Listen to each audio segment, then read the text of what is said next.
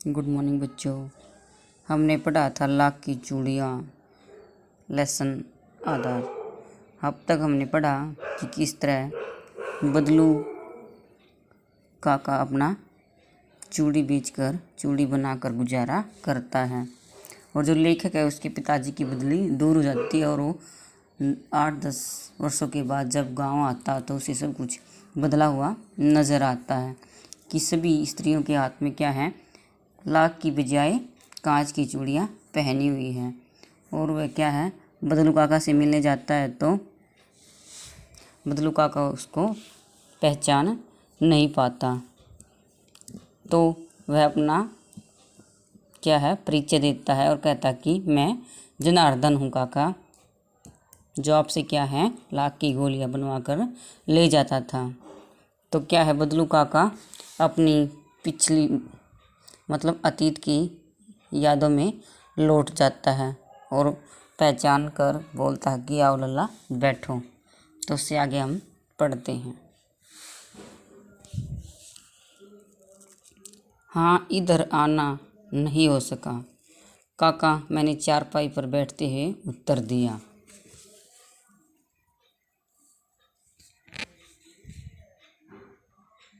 कुछ देर फिर शांति रही। मैंने इधर उधर दृष्टि दौड़ाई। दृष्टि मीन्स नज़र। न तो मुझे उसकी मचिया ही नज़र आई, न ही भट्ठी। आजकल काम नहीं करते काका, मैंने पूछा। नहीं लल्ला, काम तो कई साल से बंद है। मेरी बनाई हुई चूड़ियाँ कोई पूछे तब तो गांव गांव में कांच का प्रचार हो गया है। कुछ देर चुप रहा, फिर बोला, मशीन युग है। मशीन युग है न यह लल्ला, आजकल सब काम मशीन से होता है। खेत भी मशीन से जोते जाते हैं, और फिर तो जो सुंदरता कांच की चूड़ियों में होती है लाख में कहाँ संभव है। लेकिन कांच बड़ा खतरनाक होता है, बड़ी जल्दी टूट जाता है। मैंने कहा, नाजुक तो फिर होता ही है लल्ला। कहते कहते उसे खांसी आ गई और वह देर तक खांसता रहा। मुझे लगा उसे दमा है। अवस्था होता आयु। अवस्था के साथ साथ उसका शरीर ढल चुका था। उसके हाथों पर और माथे पर नसें उभर आई थी। जाने कैसे उसने मेरी शंका भाप ली और बोला, दमा नहीं है मुझे, फसली खांसी है। शंका होता है संदेह। शंका होता है संदेह। यही महीने 2 महीने से आ रही है। 10-15 दिन में ठीक हो जाएगी। मैं चुप रहा। मुझे लगा उसके अंदर कोई बहुत बड़ी व्यथा छिपी है। मैं देर तक सोचता रहा कि इस मशीन युग ने कितने हाथ काट दिए। कुछ देर फिर शांति रही, जो मुझे अच्छी नहीं लगी। आम की फसल अब कैसी है काका?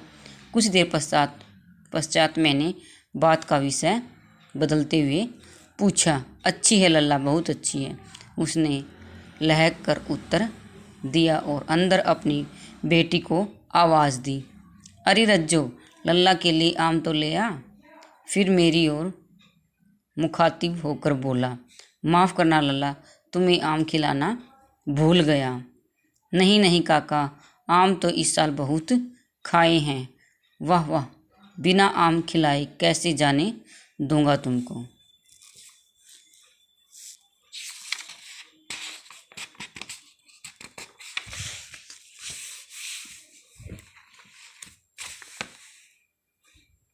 मैं चुप हो गया। मुझे वे दिन याद हो आए जब वह मेरे लिए मलाई बचाकर रखता था।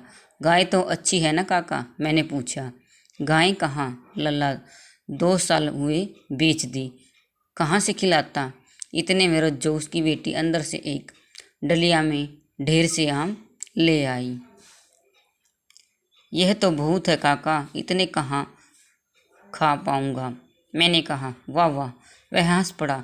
शहरी ठहरे ना, मैं तुम्हारी उम्र का था, उम्र मीन्स आयु का था, तो इस के चौगुने मतलब 4 गुना आम एक बखत मतलब एक समय में, एक बार में खा जाता था। आप लोगों की बात और है, मैंने उत्तर दिया। अच्छा बेटी, लला को 4-5 आम छाँट कर दो, सिंदूरी वाले देना। देखो लल्ला कैसे हैं, इसी साल यह पेड़ तैयार हुआ है। रोजो ने 4-5 आम अंजलि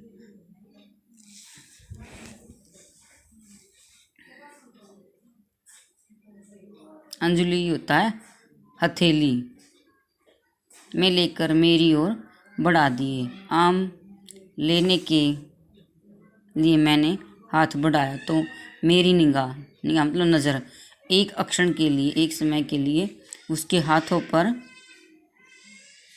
ठिठक गई मतलब ठहर गई। गोरी गोरी कलाइयों पर लाख की चूड़ियाँ बहुत ही फब रही थी। फब मतलब जच रही थी, अच्छी लग रही थी। बदलू ने मेरी दृष्टि देख ली, दृष्टि मतलब नज़र, और बोल पड़ा, यही आखिरी जोड़ा बनाया था जमींदार साहब की बेटी के विवाह पर। 10 आने पैसे मुझको दे रहे थे, मैंने जोड़ा नहीं दिया, कहा शहर से ले आओ। मैंने आम ले लिए और खाकर थोड़ी देर पश्चात चला आया। मुझे प्रसन्नता हुई कि बदलू ने हार कर भी हार नहीं मानी थी। उसका व्यक्तित्व कांच की चूड़ियों जैसा न था कि आसानी से टूट जाए। हमारा लेसन कंप्लीट हो चुका भाई। इसकी छोटे प्रश्न जितने भी बनते हैं आपने लिखने और याद करने हैं।